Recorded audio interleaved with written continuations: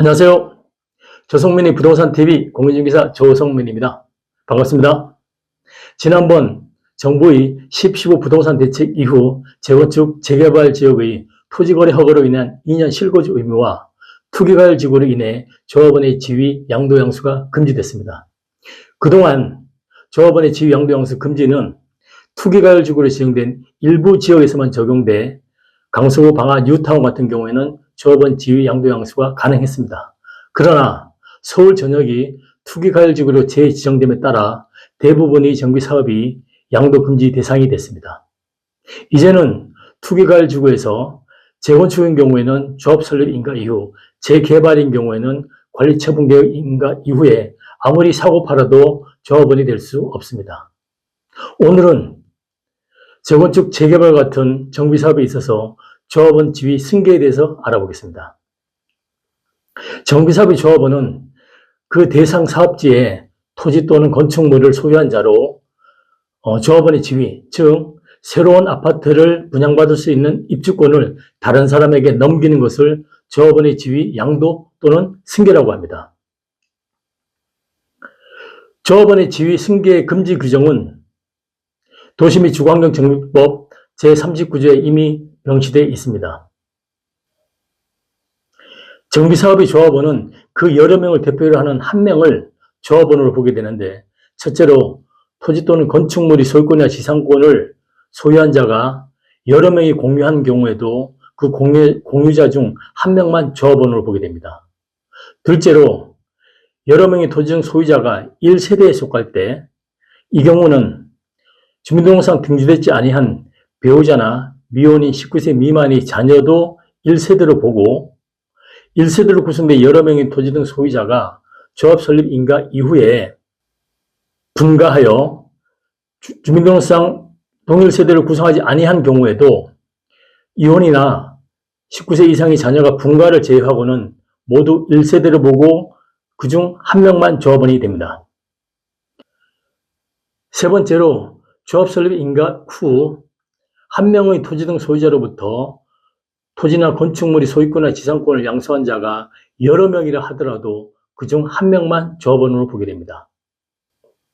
그리고 앞서 말씀드린 것과 같이 투기과열 지구에서 재건축인 경우에는 조합 설립 인가 이후에, 재개발 사업인 경우에는 관리처분계획 인가 이후에 그 대상 정비사업의 토지 또는 건축물을 양수한 자는 상속이나 이혼을 제외하고는 조합원이 될 수 없습니다.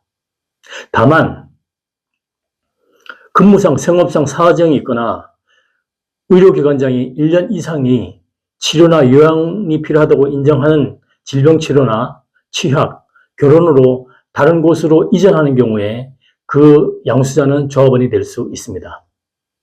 그리고 상속으로 인해 상속주택으로 모든 세대원이 이전하는 경우에도 그 양수자는 조합원이 될 수 있습니다. 또 한 가지는 세대원 모두가 해외로 이주하거나 세대원 모두 2년 이상이 해외에 체류한 경우에도 그 양수자는 조합원이 될 수 있습니다. 그리고 조합원이 1세대 1주택자로서 10년 보유, 5년 거주한 경우에도 그 양수자는 조합원의 지위를 인정받습니다. 여기서 보유기간과 거주기간에 대해서 말씀드리자면, 소유자가 피상속인으로부터 상속주택을 받아 소유권을 취득한 경우에는 피상속인의 보유기간과 거주기간에 대해서도 합산합니다. 예를 들어서 피상속인의 거주기간이 3년, 보유기간이 3년이라고 한다면 상속인은 적어도 거주기간은 2년 이상이 되어야 될 것이고 보유기간은 7년 이상이 되어야 되겠죠. 거주기간에 대해서 말씀드리자면, 거주기간은 주민등록표상을 기준으로 소유자가 거주하지 않더라도 소유자의 배우자가 거주하거나 직계 존비속이 거주한 경우에도 거주기간을 합산합니다. 또 조합원의 지위 양도가 가능한 것은 조합 설립 인가 이후 3년 이상 사업 시행 계획 인가 신청이 없는 경우에 그 정비사업의 건축물을 3년 이상 소유한 자는 사업 시행 계획 인가 신청 전에 양도한 경우에는 그 양수자는 조합원의 지위를 인정받습니다. 그리고 사업 시행 계획 인가로부터 3년 이내에 착공을 하지 않은 경우에도 그 사업지, 토지 또는 건축물을 3년 이상 소유한 자가 착공 전에 양도한 경우에도 그 양수자는 조합원의 지위를 인정받습니다. 또 착공일로부터 3년 이상 준공을 하지 않은 경우에도 그 대상 건축물을 3년 이상 소유한 자가 양도하는 경우에도 그 양수자는 조합원의 지위를 인정받습니다. 그리고 마지막으로 국가나 지방자치단체 그리고 금융기관의 채무 이행이 되지 않아 재건축 재개발 사업이 경공매로 낙찰받는 경우에도 그 낙찰자는 조합원 지위를 인정받습니다. 요즘 들어 재건축 재개발과 함께 거론되는 것이 법원 경매입니다. 최근 들어 낙찰가율이 급등하면서 투자자들의 관심이 집중되고 있는데요. 경공매는 토지거래 허가제로 인한 2년 실거주 의무가 없어 이들 지역을 대상으로 투자자들의 관심이 있어 시장 열기가 뜨거워지고 있습니다. 경매 물건은 토지거래 허가를 받지 않는다는 강점이 있고 게다가 기관이 집행한 경공매 물건은 조합원 지위 양도 금지 대상이 되지 않아서 낙찰자에게는 조합원 지위를 인정받습니다. 그런데 재건축 재개발 지역에서 경매로 낙찰받는 경우 조합원 지위 양수 가능성은 경매 채권자에 따라 달라지게 됩니다. 즉 금융기관이 저당권 등으로 실행으로 경매가 진행돼서 낙찰받는 경우 낙찰자는 조합원 지위를 인정받을 수 있습니다. 반면에 개인 또는 대부업자가 경매를 신청해서 그 경매를 낙찰받는 경우에는 그 낙찰자는 조합원 지위를 인정받을 수가 없습니다. 결론적으로 경매 채권자가 국가나 지방자치단체 금융기관인지 아니면 개인이나 대부업체인지 잘 확인하시고 조합이나 구청에 조합원 지위 양수가 가능한지를 잘 살펴볼 필요가 있습니다. 방화 뉴타운은 2구역, 3구역, 5구역, 6구역으로 현재 빠르게 진행 중에 있습니다. 5호선 송정역과 9호선 공항시장역, 신방화역으로 역세권으로 주목받는 지역입니다. 현재 2구역, 3구역, 5구역, 6구역 중 가장 느린 방화 2구역은 관리처분 인가 이전이기 때문에 조합원 지위 양도 양수가 가능합니다. 가장 속도가 느린 2구역은 최근 신속통합기획대상지로 지정되어 사업이 빠르게 진행되고 있습니다. 신속통합대상지로 지정되면 서울시에서 행정지원으로 가장 빠르게 진행된다고 합니다. 그러나 유의할 점은 2구역 같은 경우에는 관리처분계획 인가 이전이기 때문에 입주 시점까지 사업기간이 몇 년도 소요될 수 있기 때문에 투자 전략을 세울 때 유념할 필요가 있습니다. 그런데 위치만 좋다면 시간에 해결해 줄 수 있고 또 거주의 불편이라든가 사업 진행에 따른 리스크 정도는 감수해야 되겠죠.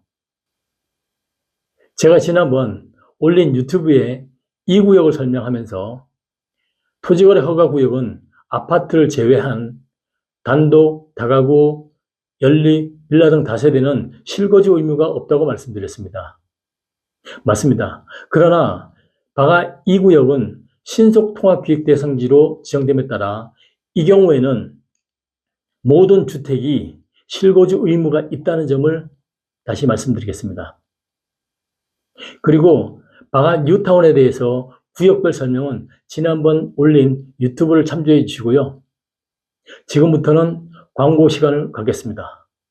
잠시 보시고 관심 있으시면 연락 주시기 바랍니다. 감사합니다.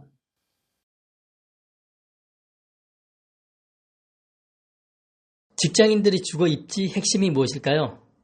교통수단의 다양성, 직장까지 거리와 시간, 인근 생활 인프라, 오를 수 있는 내 집의 미래 가치일 것입니다.